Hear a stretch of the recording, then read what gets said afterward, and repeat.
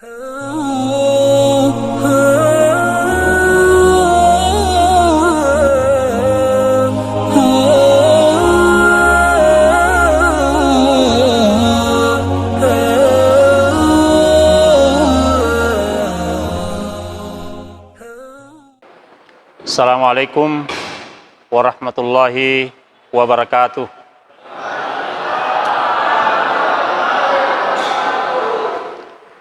Alhamdulillahi rabbil alamin, allazi allamal Qur'an wa allamahul bayan.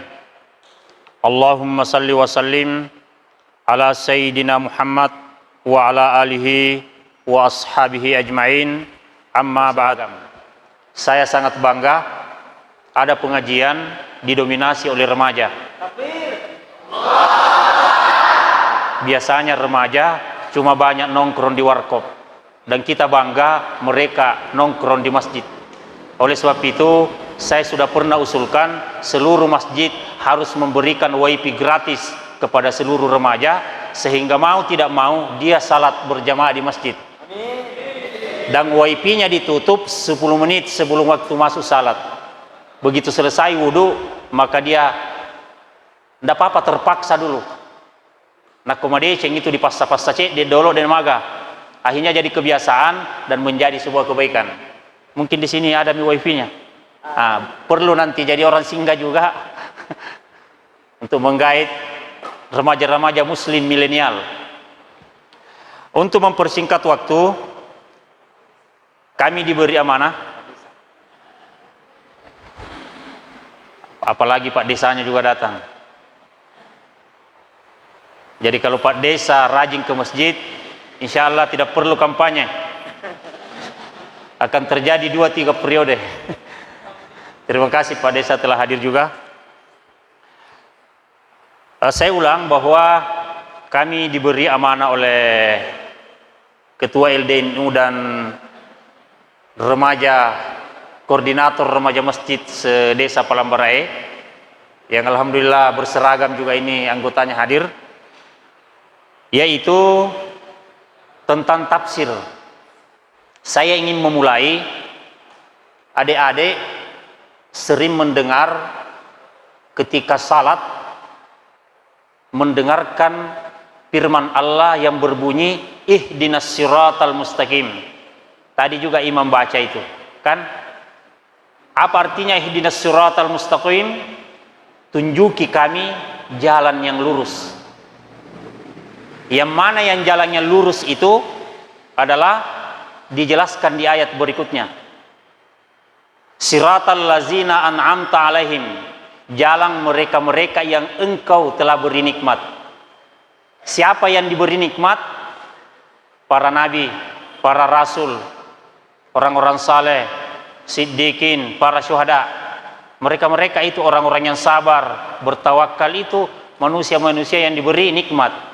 Jadi di sini tafsirnya bukan mereka-mereka yang memiliki mobil 10, rumah 20 dan lain-lain.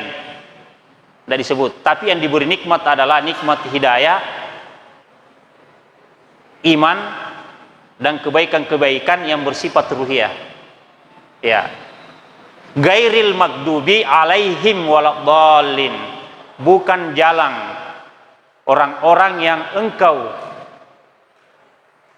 murkai dan jalan orang-orang yang engkau sesatkan. Jadi mudah-mudahan kita, itulah makna yang dikandung dalam surah Al-Fatihah, yang jika itu tidak dibaca maka salat kita tidak sah. Sekarang kita akan fokus kepada kata siratal mustaqim.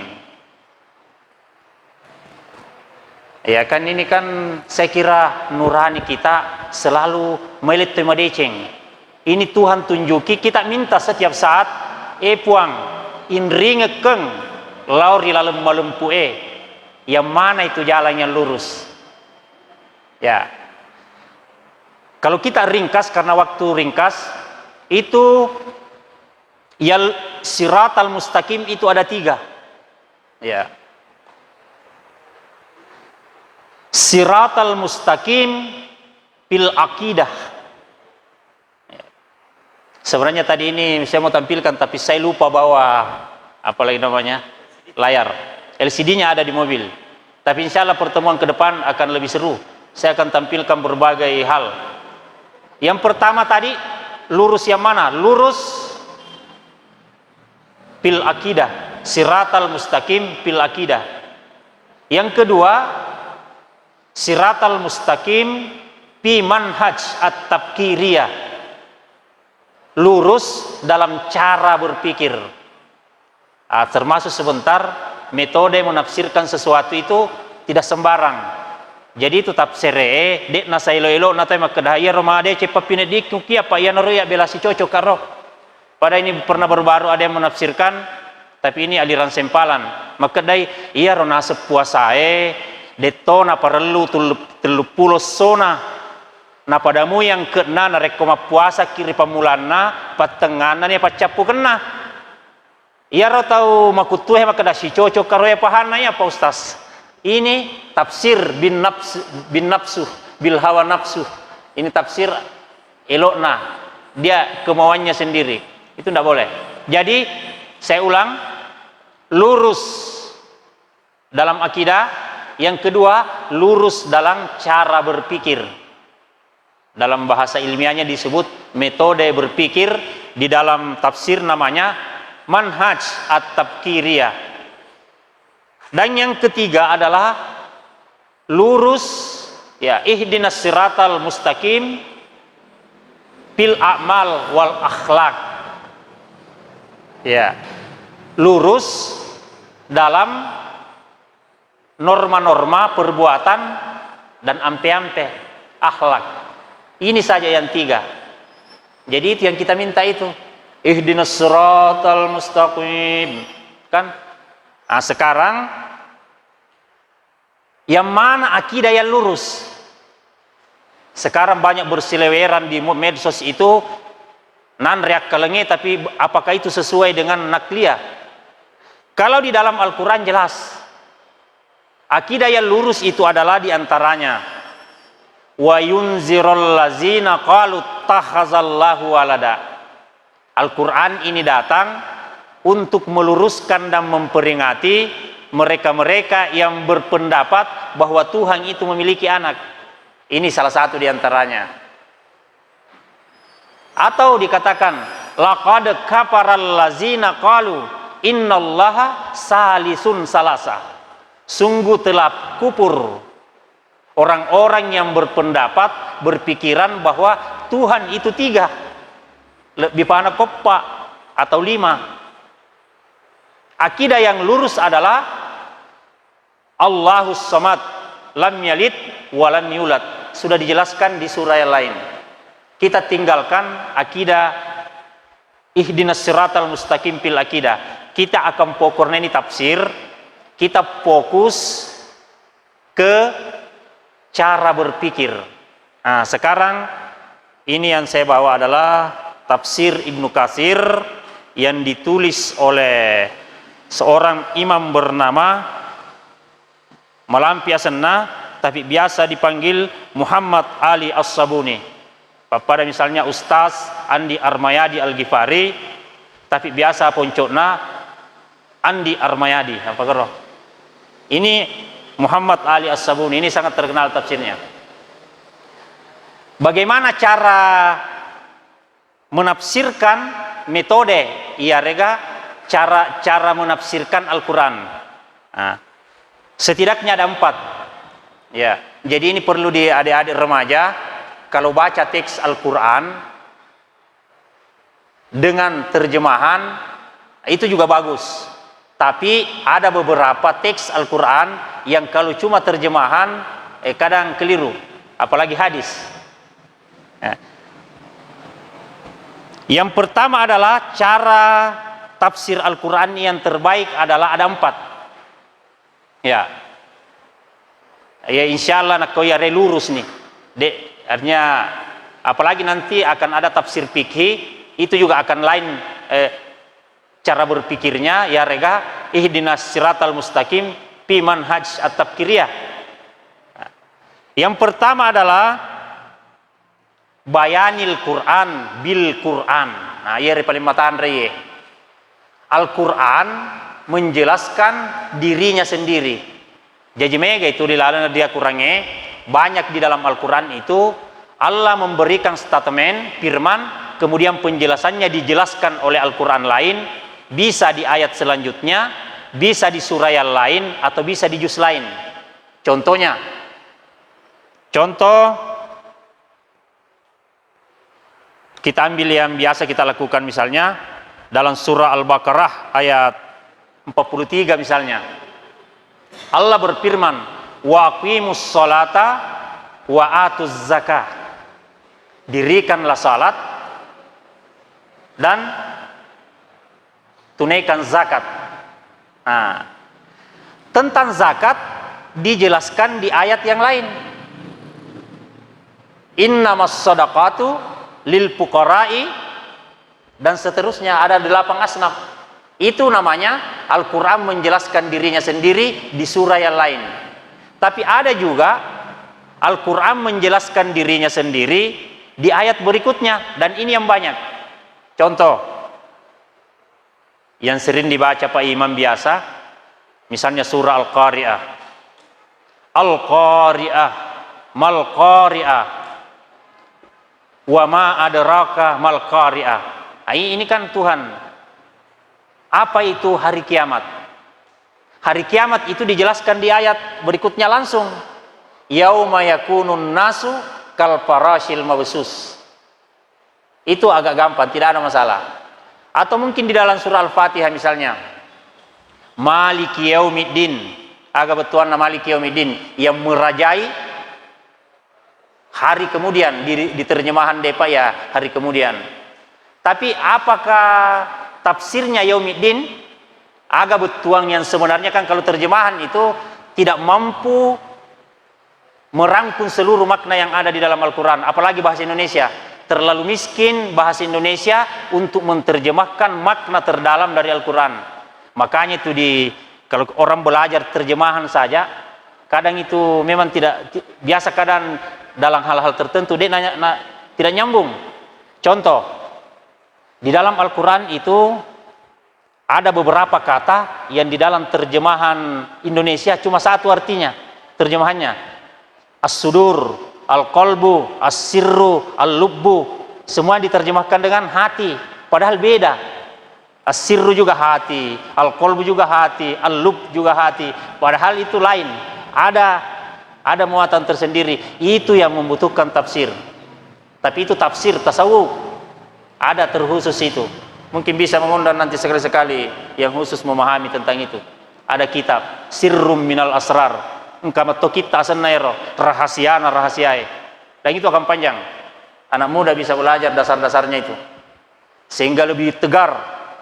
Ya, kenapa Indonesia merdeka? Karena anak-anak muda yang tegar dan punya kekuatan akidah yang menghadapi Belanda, yang lengkap persenjataannya. Apa kekuatan mereka? Kekuatan batinnya. Kita lanjut lagi. Jadi tadi contoh dari bayanil Quran bil Quran. Ini saya selalu sampaikan di setiap awal pengajian yang bersifat kajian, karena cara berpikir itu akan membuat pola berpikir yang berikutnya akan salah. Ya. Contoh lainnya. Ya.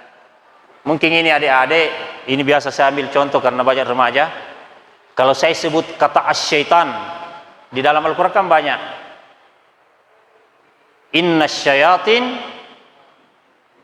ya, adu mubin, itu adalah musuh yang nyata, kan? Tapi kalau saya tanya, menurut anda setan itu yang mana? Misalnya saya ambil contoh, asyaitanu ya'idukumul faqra. Kalau saya tanya, kira-kira kan banyak anak-anak SD, SMP, SMA, biasa saya tanya, apa itu syaitan menurut pendapatmu?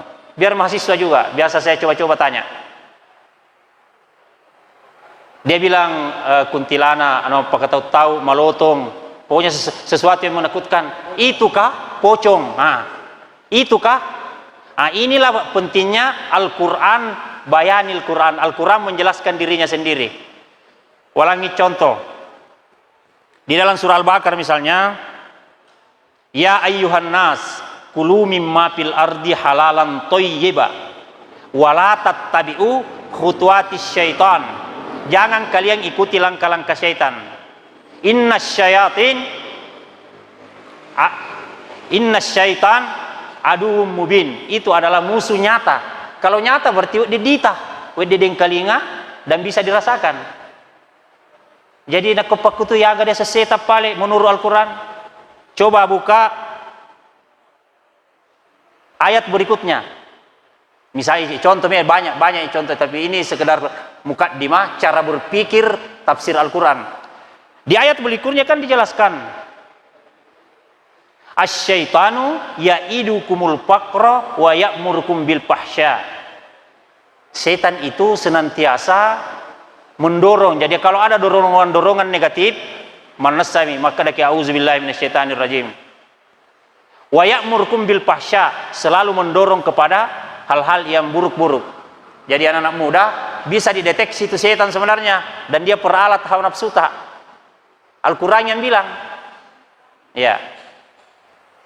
Kalau ada yang selalu dorong, atau innal mubazzirina kanu ikhwanus syaitan. Orang yang mubazzir, maka boabo seharusnya bisa dipakai 2 kali 3 kali nih. Itu ikhwanus syaitan. Masulus sureng itanya masapo masulus surmatoya. Ya. Ini Al-Quran yang ngomong begitu. Jadi tanya kuntilanak apa kata tahu? Iya, apa kata tahu akan takut dengan Al-Quran dengan sendirinya. Jadi anak muda jangan takut. Ya. Setannya itu akan kurus dengan sendirinya kalau rajin salat subuh, rajin baca Al-Quran, rajin bersedekah. Contoh yang lain bisa dibuka di surah Asy-Syu'ara. Ya. Maka dia panggil hal a'unabbiukum ala man tanazzala syayatin. Maukah kalian? Ini Allah Ta'ala maka daya, ini penjelasan dari baru kata satu kata nih, ya, syaitan, dan cara berpikir memahami itu. Maukah kalian aku beritakan di mana setan-setan itu turun? Di mana tempat mendaratnya setan di bumi? Lo kemisengnya. Dijelaskan oleh Allah, tanazzala ala kulli afakin azim. Setan-setan itu akan turun mendarat di tubuh orang-orang yang senantiasa berdusta dan menyebarkan kebohongan, nama patikeng. Kan jelas, jajinak kongka provokator hakikatnya itu setan itu nyata. Tania kuntilanak. Ya, ini yang harus dipahami. Ini tafsir Al-Quran bil Quran. Belum piala lain ini, ada 4 sebentar. Dan ini yang tertinggi karena Al-Quran menjelaskan dirinya sendiri. Masih banyak sebenarnya.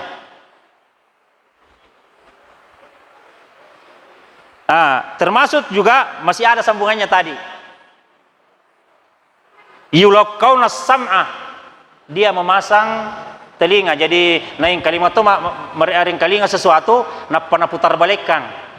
Jadi orang yang senantiasa memutar balikkan fakta, lain dipodangi letona fau, lain pura dicarita letona fau konra, hakikatnya setan telah turun ke dalam dirinya. Apa solusinya? Hendaklah sering membaca a'udzu billahi minasyaitanir rajim. Talabutu na perintah yang inabita banyak membaca itu nasaba mega matto tahu tapana, tapi sesungguhnya tempat mendaratnya setan di situ. Ini contoh tafsir saja ini, ya, untuk memahami sebuah satu kata saja.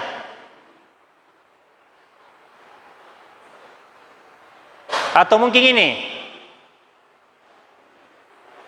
saya kira kalau contoh Al-Quran bil Quran sangat banyak. Mungkin yang jelasnya saya ingin mengatakan begini kepada remaja-remaja seluruh jamaah, bahwa itulah cara tafsir, metode tafkiria yang lurus Al-Quran dijelaskan oleh Al-Quran.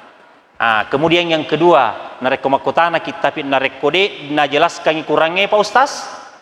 Masih ada cara kedua, yaitu bayani Quran bil ahadis. Yaitu Al-Quran dijelaskan oleh hadis Nabi ta, dan banyak teks Al-Quran nanti bisa jelas setelah ada penjelasan dari hadis. Contoh,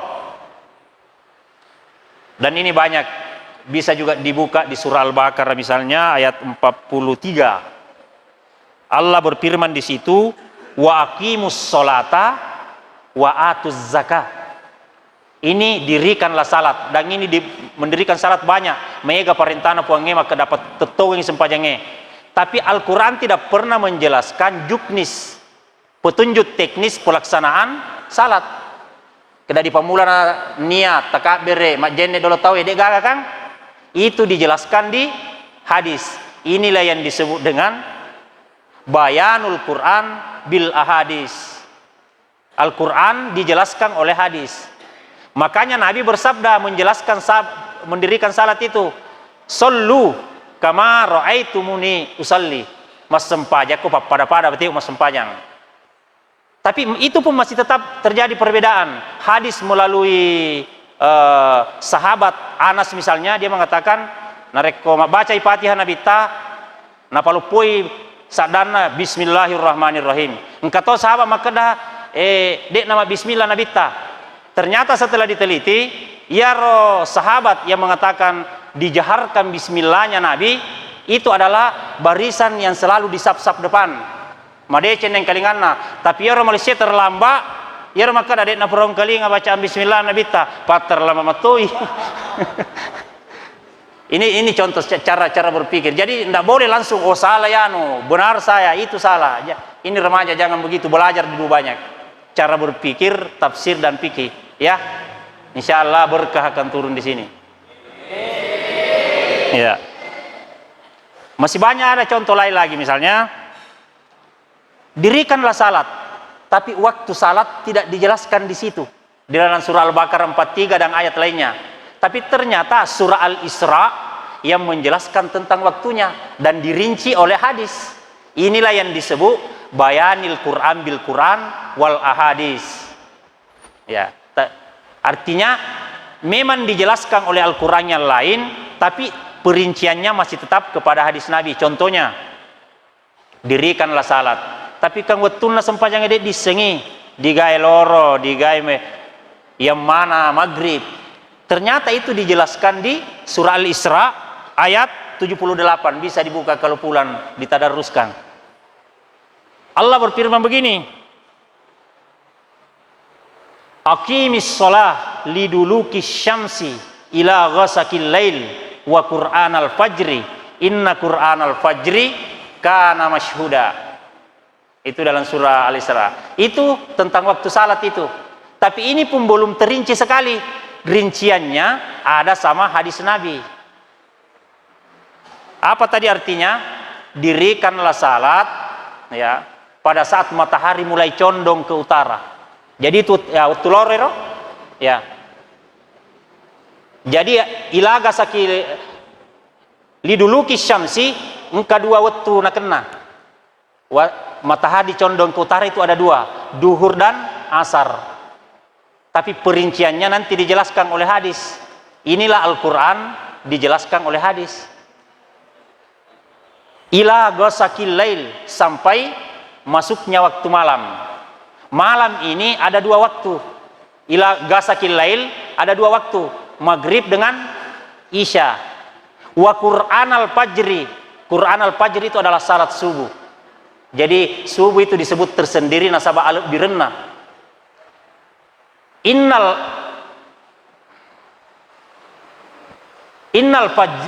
Qur'an al-fajri kana masyhuda. Sesungguhnya salat subuh itu disaksikan oleh banyak malaikat. Ini kapan jamaah subuh, kapan semua ini juga ini. Itu kenapa? Mungkin bertanya, makutana ke kama kenapa disebut salat subuh disaksikan oleh para malaikat? Nasabah maka denabita waktu subuh itu adalah waktu sit, pergantian antara penjaga malaikat siang dan malaikat malam. Jadi perlu dipaham di tafsir tersebut bahwa malaikat yang menjaga di siang hari itu tanian itu yang menjaga di malam hari. Sitnya pergantiannya di subuh hari, dan itu semuanya malaikat malam dan malaikat siang ketemu waktu subuh. Itulah yang menyaksikan orang-orang yang salat subuh. Tomatin roy masilaka. Ya kan begitu. Jadi saya sangat bahagia kalau jamaah subuh di sini ramainya sama dengan ini. Ya, Allahu Akbar. Ya, disaksikan oleh para malaikat. Nah, ini juga biasa makanya nah itulah iman. Kan di surah ini juga, ini juga Al-Qur'an bil Qur'an lagi nih. Kaitannya dengan malaikat, ini malampe ye.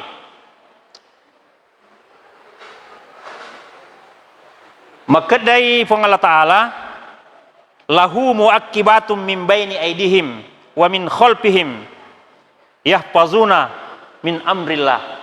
Bisa dibuka di surah Ar-Ra'd ayat 10.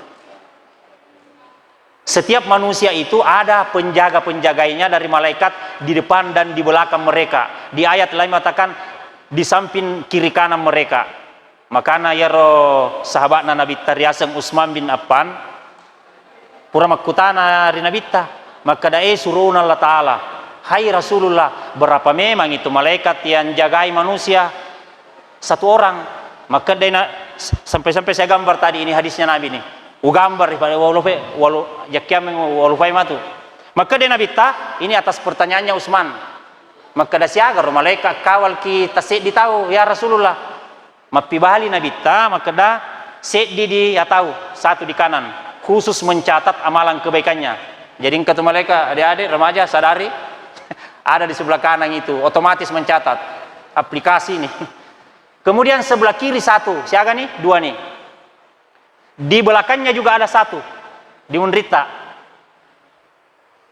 Wa min aidihim di depannya, berarti siaga nih, apa nih? Kemudian di mulutnya juga ada dua. Di bibir ada dua. Makanya biasa itu napodat tengok aja muka sambara mu paudi madesengen apa jakia men kamaleka kapato malaikat kutua dua.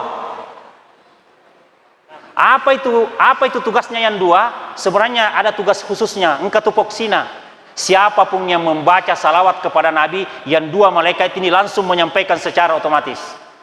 Banyaklah bersalawat kepada Rasulullah sallallahu alaihi wasallam. Ini dua, khusus dua. Malaikat tidak pernah diperintahkan untuk melaksanakan salat, bersedekah, berhaji, tapi malaikat diperintahkan bersalawat kepada Rasulullah sallallahu alaihi wasallam. Innallaha wa malaikatahu yusholluna 'alan nabi ya ayyuhallazina amanu shollu alaihi wa sallimu taslima. Dan ini akan coba kita bahas khusus tentang ayat Muhammad Rasulullah. Itu luas sekali penjelasannya. Dan itu barangkali adik-adik akan semakin tidak bersalawat setiap hari biar dalam hati kalau itu dikaji nantinya. Ya, mudah-mudahan kita diberi waktu yang panjang dan umur yang panjang. Jadi berapa tadi? Siaga nih Dendre? Baru 6. Kemudian ada juga kalau tadi 2 di bibir, ya, ada juga di mulut kita. Aga tugasnya menjaga manusia tersebut agar supaya tidak dimasuki makhluk-makhluk yang berbahaya untuk dirinya. Jadi kamu itu malaikat di Witimutta seandainya juga tidak pakai masker. Yang penting banyak bersalawat dan berzikir. Antibody untuk jadi masker salah cek dia masker yang ke corona. Tapi tetap kita ikuti masker ki macak kae. Tapi sesungguhnya yakin nih maka dangka pak jagana di dalam Timutta semua bakteri virus yang akan masuk naik ya masih kiri lau diponge. Ya. Nah jagai ki. Eloki matin ro bacai. Pokoknya masih banyak penjelasannya ini. Siangan nih Dendre. 6. 7. Nah, cocok nih 7. Di ubun-ubun 1. Di otak. Aga tugasnya yang di otak, malaikat yang di otak. Dia akan mencampakkan manusia-manusia yang sombong dengan sendirinya. Makanya narekong itu tahu bicara magempung langsung itu tidak simpati, meremput langsung kurang simpati. Itu malaikat yang bisiki itu karena memang tugasnya. Kadang narekong kau tempo rendahkanlah dia. Coba nih narekong kau bisa, pokoknya orang yang menyombongkan diri kita kan tidak simpati. Allah sangat benci kepada orang kaya dan penguasa yang sombong. Tapi Allah jauh lebih benci kepada orang miskin yang sombong. Ya. Nareko to sugi asugi matoi, tapi nareko kasih sitoni nama tempoto wa. Siaga nih Dendre, berarti 8. Kemudian di kedua kelopak mata kita juga masing-masing 1. Ini akan menjadi saksi apa-apapun yang akan terjadi.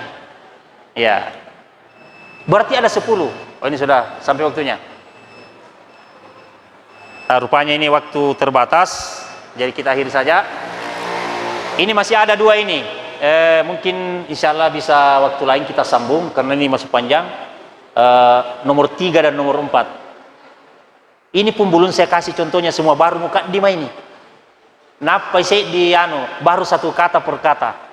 Untuk memahami 1 kata saja itu seperti itu kurang lebih. Dan harus lurus. Lurusnya ya seperti cara yang kita lakukan sebentar.